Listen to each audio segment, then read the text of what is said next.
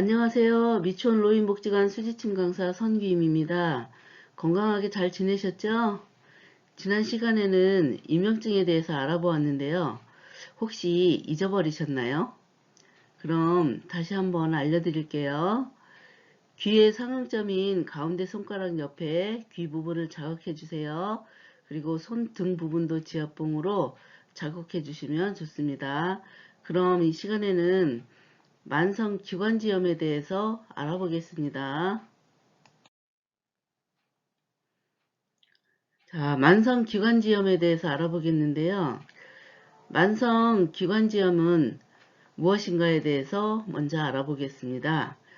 만성기관지염은 담배 등 유해물질에 기관지가 장기간 노출되어 지속적인 염증 상태에 놓인 질병으로 임상적으로는 연속해서 2년 이상, 적어도 1년에 3개월 이상 기침 가래가 있을 경우 진단이 가능합니다.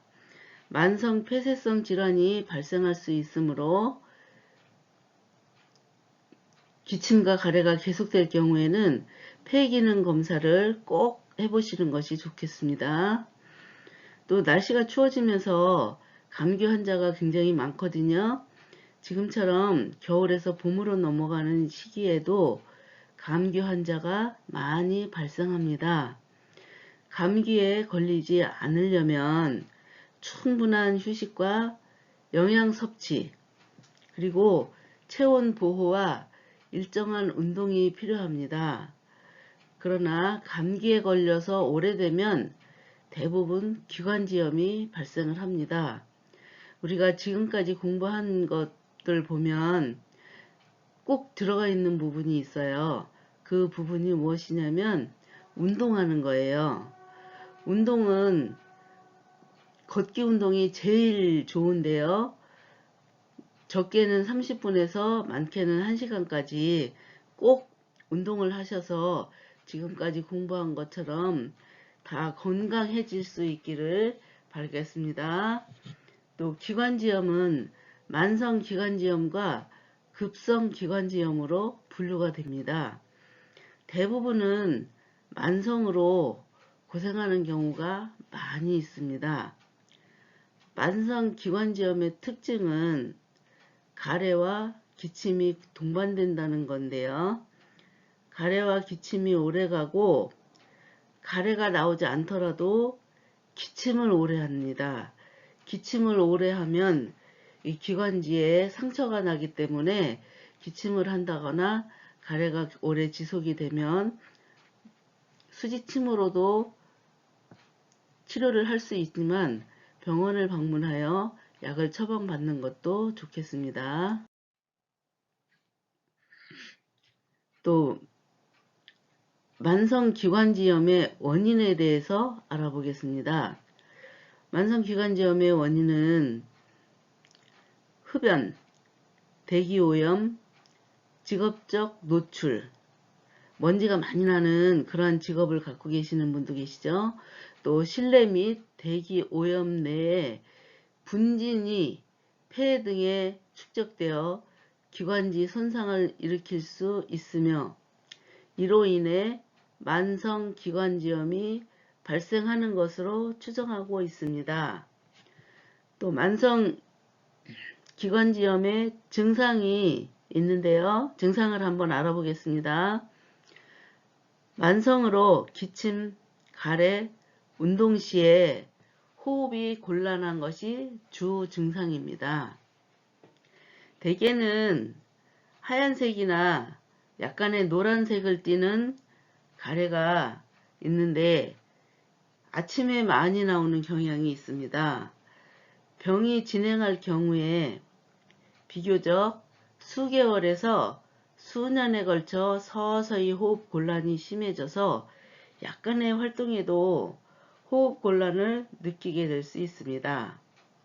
만성 기관지염은 단순한 가래 및 기침의 증상 이외에도 기도 폐쇄 증상이 동반되는 단순 만성 기관지염이 있고 또 폐에 증상이 나타나는 만성 폐쇄성 기관지염, 또 기침과 가래가 많은 천식성 기관지염이 있습니다. 만성 기관지염이 알레르기 질환으로 인해서 발생을 하는데 잘 낫지 않는 경우에는 심장과 폐에 영양을 보충해 주는 것도 좋은 방법이 되겠습니다. 만성 기관지염의 치료 방법에 대해서 말씀드리겠습니다. 가래와 기침은 이게 기관지염이기 때문에 가래와 기침 얘기가 많이 나오네요.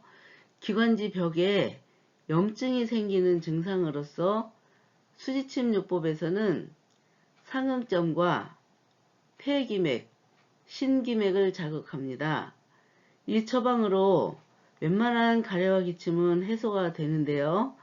특히 담배를 많이 피우는 사람이 가래와 기침, 호흡 곤란을 해소하는 데도 큰 도움이 됩니다.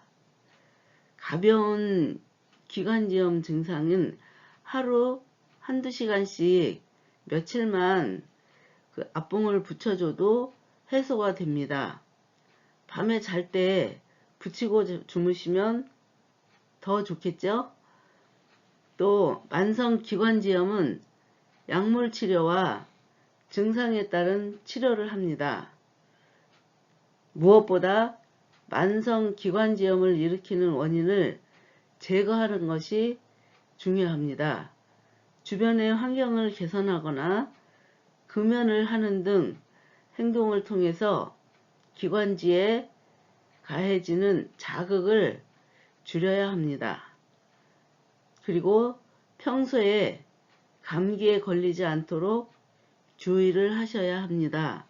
감기가 시작되는 것 같으면 따뜻한 물을 많이 드시고 목을 손수건이나 그런 것으로 많이 감싸 주시면 감기가 오려고 하다가도 또 멀어지는 그러한 증상이 또 보여질 수 있습니다. 예, 밑에 보시면 기관지에 해당하는 자리, 폐 기능 강화 자리, 기관지염이 심할 때 하는 자리를 적어 놨는데요. 이것을 보고는 어디가 어딘지 잘 모르시겠죠? 예, 이제는 수지침으로 처방을 해드리겠습니다. 여기 왼쪽을 보시면 기관지에 해당하는 자리가 보입니다. 여기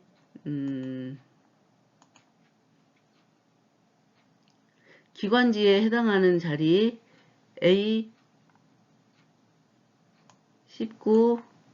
A20, A22 이 자리는 가운데 손가락 끝에 마디가 첫째 마디거든요. 그런데 가운데 마디이기 때문에 이 마디를 두 번째 마디라고 합니다. 지금 여기 보시면 19, 20, 22번 자리이고요. 또 폐를 강화해 줘야 된다고 그랬죠.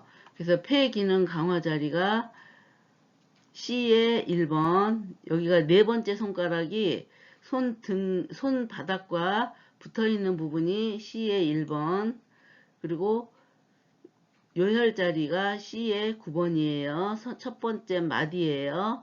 여기를 자극을 해주시면 폐 기능을 강화시켜주는 자리입니다. 또 기관지염이 심할 때 A8번 배꼽 자리요.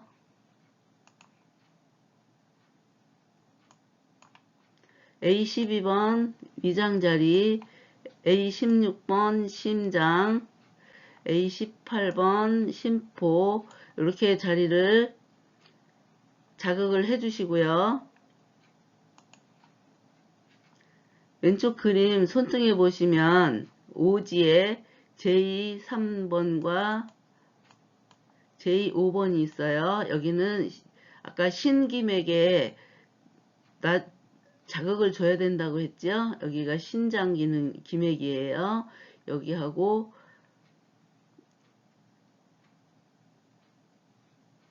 3번과 5번 해주시면 되겠습니다. 그리고 왼쪽 그림 5번째 손가락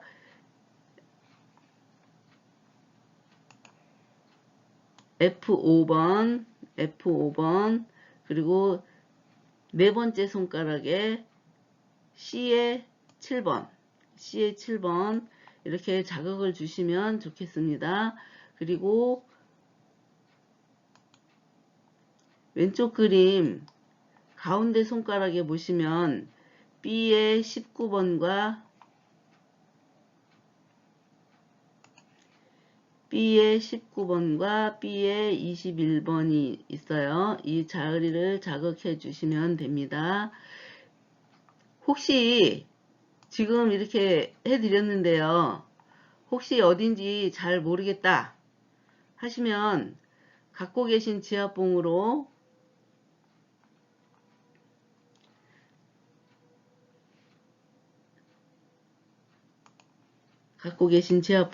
손바닥 여기 전체 부분이죠. 이렇게 전체 부분과 손등에 이렇게 3번째, 5번째 손가락이니까 손바닥과 손등을 지압봉으로 10분 정도 이렇게 자극을 해주시면 지금 말씀드린 부분이 다 들어가거든요. 그러면 꼭 이 자리를 이렇게 하나씩 놓을 때는 이렇게 자리를 찾아서 하지만 지압봉으로 해주실 때는 이렇게 전체적으로 이렇게 문질러 주시면 좋겠습니다. 잘 아시겠죠?